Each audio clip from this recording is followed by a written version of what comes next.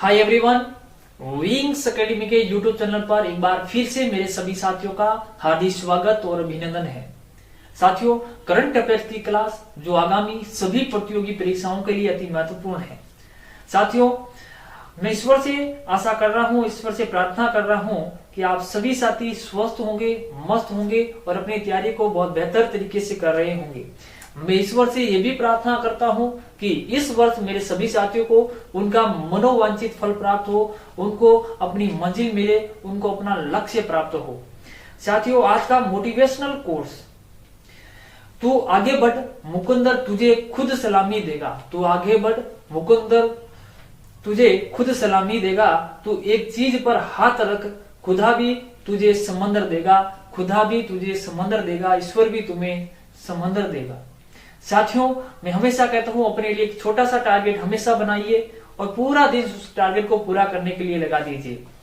जब तक वो टारगेट पूरा नहीं हो तब तक हमेशा एक बात याद रखो। वो कौन सी बात है? भूल जाओ कि तुम कौन हो, भूल जाओगे कि तुम कौन हो। बस एक बात को याद रखो, तुम सबसे पहले अपना काम, बाकी सब उसके बाद रखो। उस लक्ष्य को जब तक पूरा नहीं कर लेते सुबह का, तब तक दूसरी चीजें आपके दिमाग के अंदर या कहीं भी आना जाना नहीं होना चाहिए।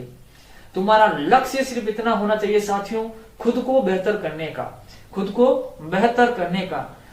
ठान लिया तो नामुमकिन कुछ भी नहीं है, ठान लिया तो नामुमकिन कुछ भी नहीं है।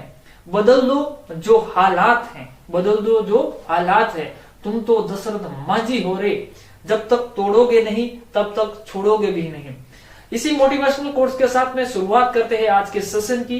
साथियों, आपके सामने पहला क्वेश्चन ये रहा, किस राज्य सरकार ने मटियाबाग हवा महल का अधिग्रहण किया है? ऑप्शन है आपके सामने बिहार, झारखंड, असम या फिर सिक्किम। मटियाबाग हवा महल है एक हवा महल जब राजस्थान के जयपुर जिले में है। काफी सुंदर है, भव्य भी है, वो भी ये भी बहुत सुंदर भी है, भव्य भी है। मटियाबाग हवा महल किस राज्य में है? ऑप्शन है आपके सामने बिहार, झारखंड, असम या फिर सिक्किम। साथियों, इसका सही जवाब है असम। क्या है? असम के अंदर क्या है? असम के अंदर यहां पर गौरीपुर शाही परिवार या गौरीपुर शाही घराना या गौरीपुर शाही महल है। क्या नाम है इसका? मटियाबाग हवा महल को कहते हैं। ये मटियाबाग हवा महल 1914 के अंदर प्रभात चंद्र के द्वारा बनाया गया था। किसके द्वारा? प्रभात चंद्र के द्वारा बनाया गया था।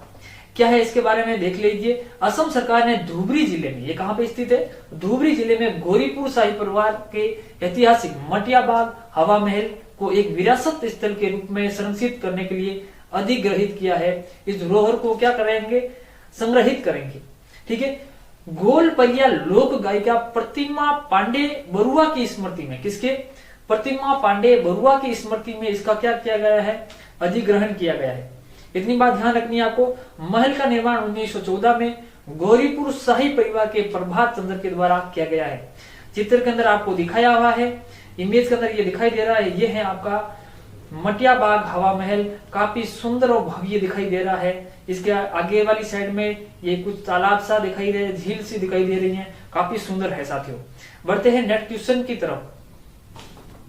हाल ही में किस राज्य सरकार ने या किस राज्य में दीदी सुरक्षा कवच योजना प्रारंभ की है? हाल ही में किस राज्य में दीदी सुरक्षा कवच योजना प्रारंभ की है? ऑप्शन है आपके सामने साथियों पश्चिम बंगाल, मेघालय, असम या फिर छत्तीसगढ़।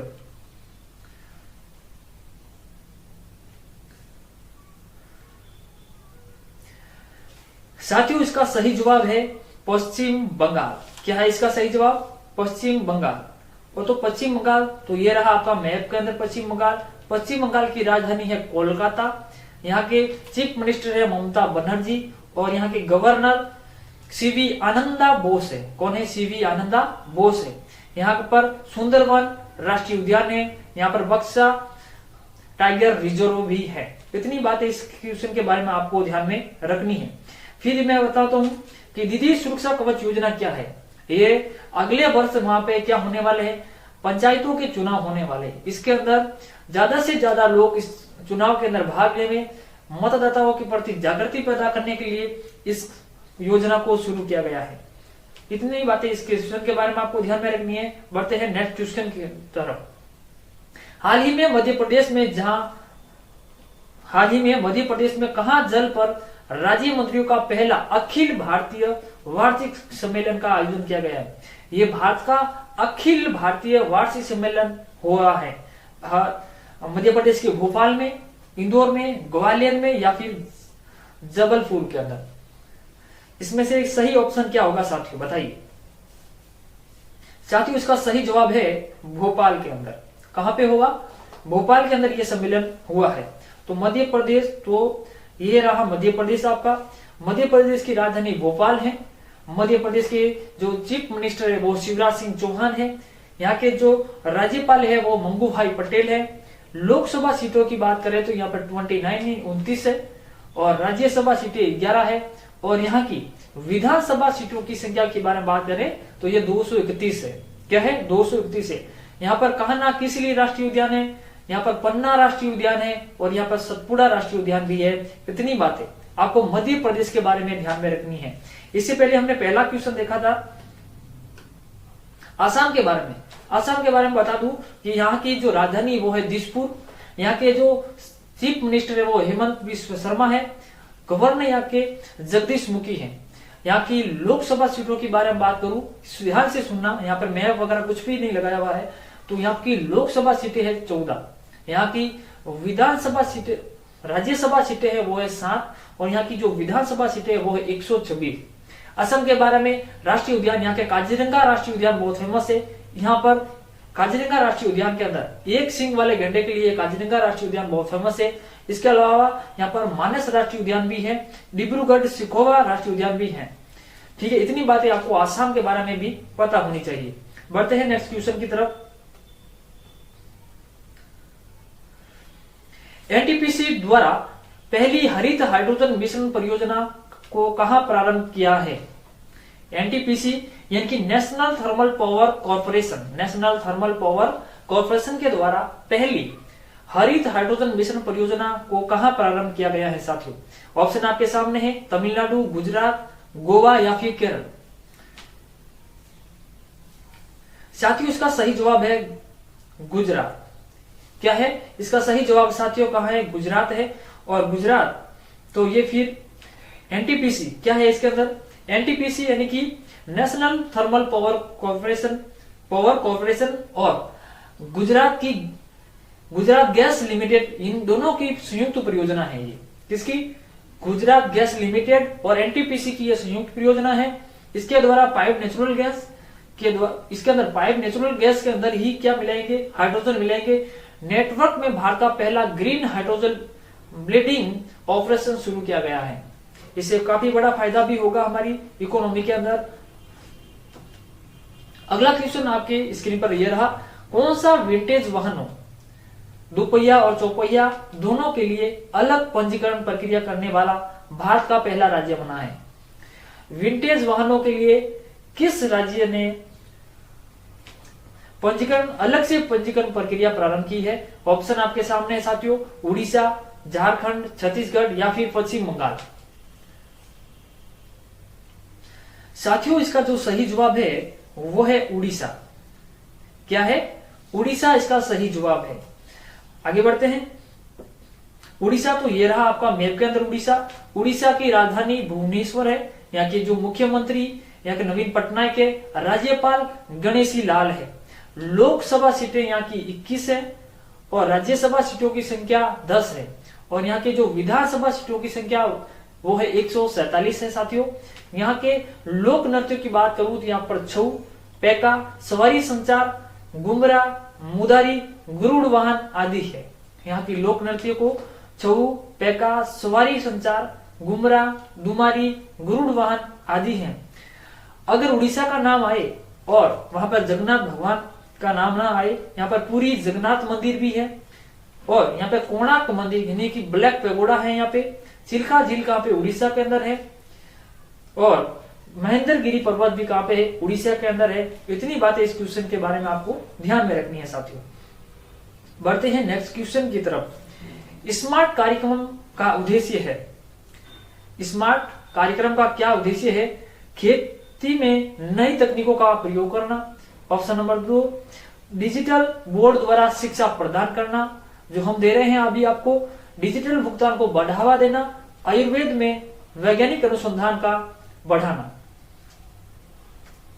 तो स्मार्ट कार्यक्रम का उद्देश्य साथियों इतना सा है कि आयुर्वेद में वैज्ञानिक अनुसंधानों को बढ़ाना।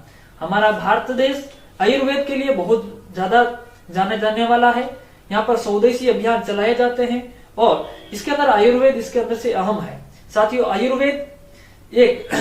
आयुर्वेद को वैश्विक स्तर पर बढ़ाने के लिए उसके अंदर वैज्ञानिक अनुसंधान, नई नई टेक्नोलॉजी और भी लाने के लिए, इसको बढ़ावा देने के लिए आयुर्वेद कौन सा जो उद्देश्य है स्मार्ट कार्यक्रम चलाया जा रहा है। साथियों इतना इसके अंदर आपको ध्यान में रखना है। अगला क्वेश्चन, हाल ही में BSE यानी बॉम्बे स्टॉक एक्सचेंज के MD और CEO नियुक्त हुए हैं।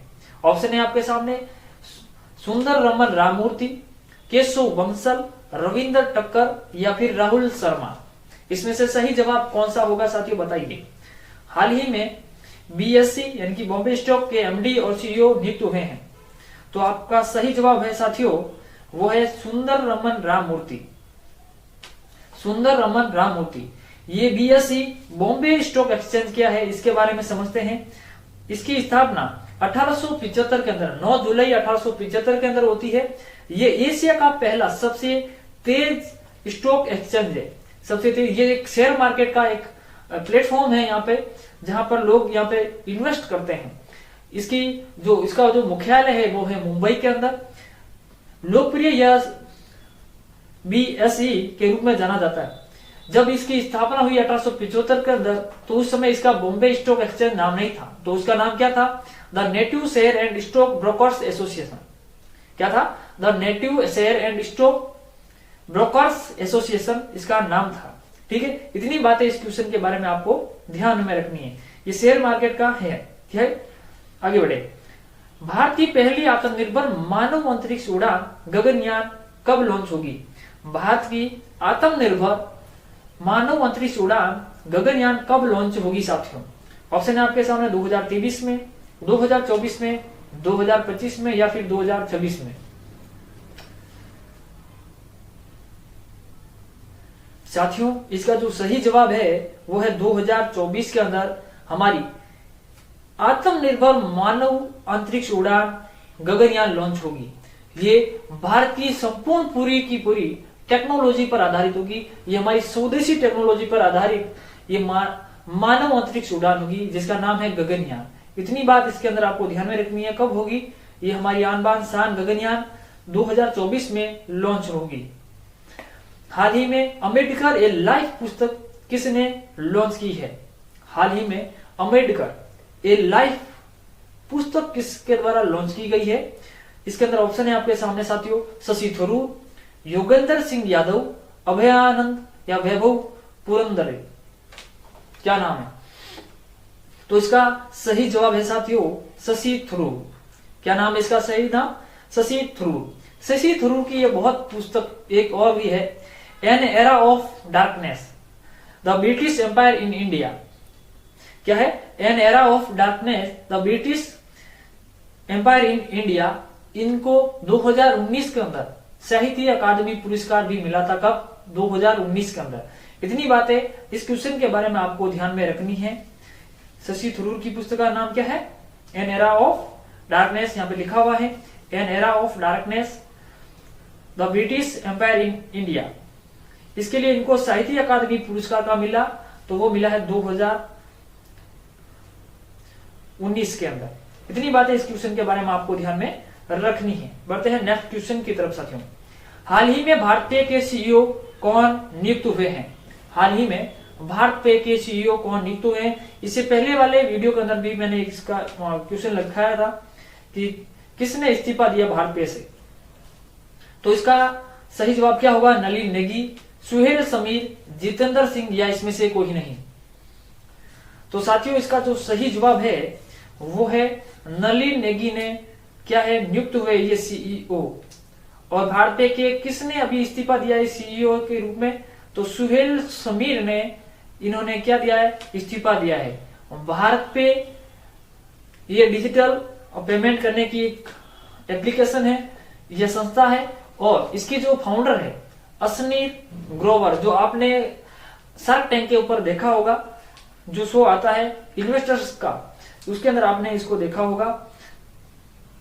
बढ़ते हैं आगे नेक्स्ट क्वेश्चन की तरफ।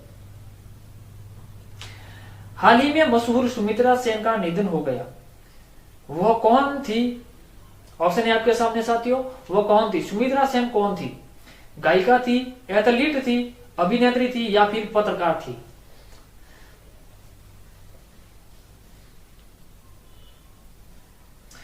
हाल ही में सुमित्रा सेन का निधन हुआ, वो कौन थी? गायिका थी, एथलीट थी या अभिनेत्री थी या फिर पत्रकार थी? बताना है आपको साथियों।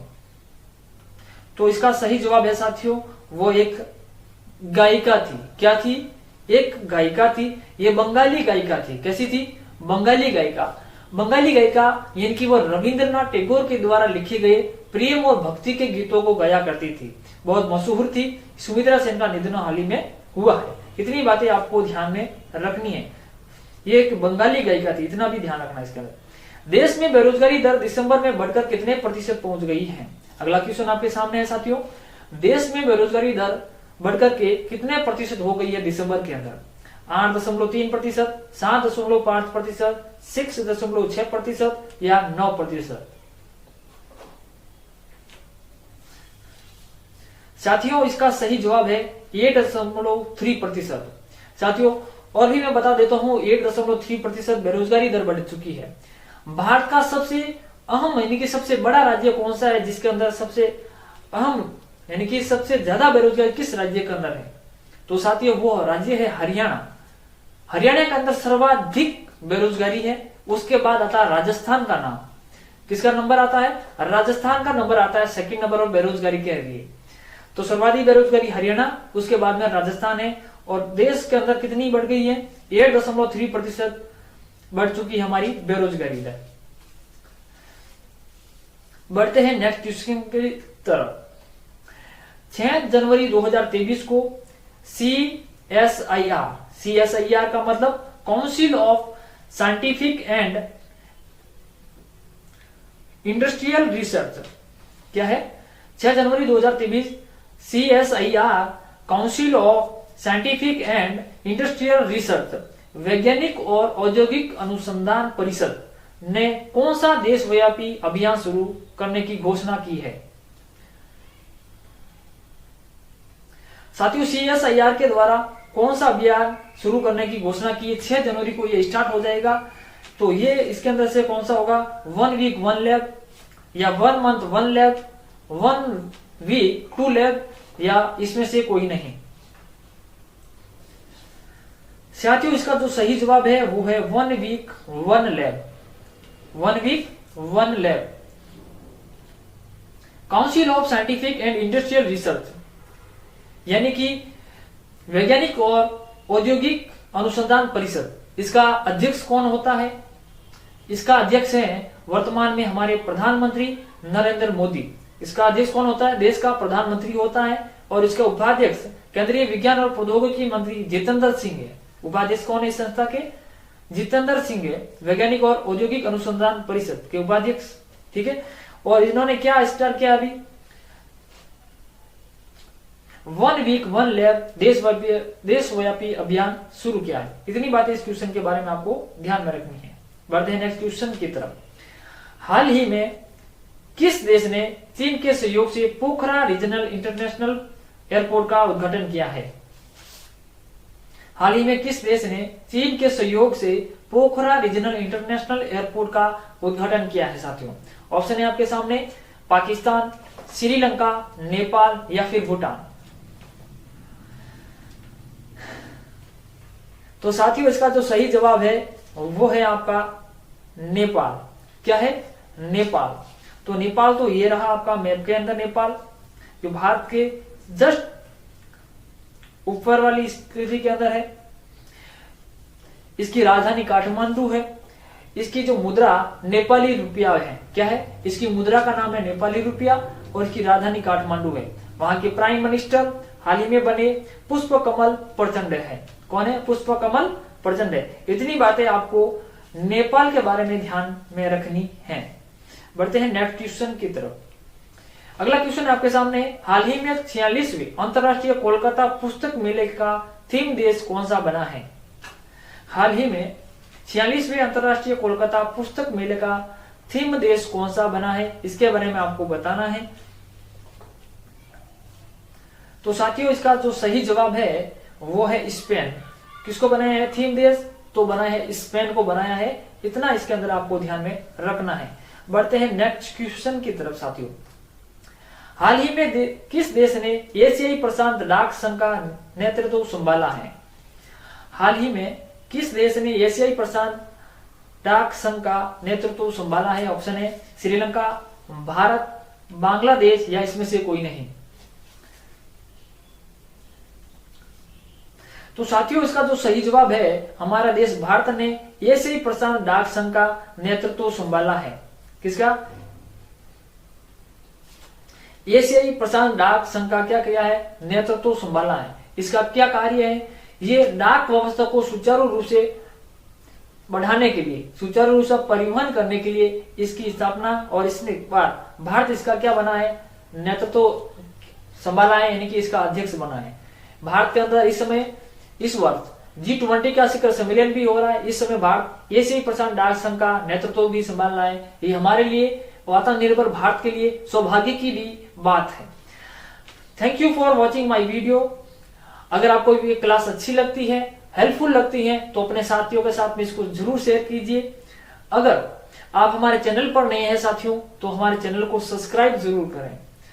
अगर वीडियो अच्छी लगती है तो इसको लाइक जरूर करें, इससे हमारा हौसला बढ़ता है। और मिलते हैं नेक्स्ट क्लास के अंदर। तब तक के लिए हंसते रहिए, मुस्कुराते रहिए। जय हिंद, जय भारत।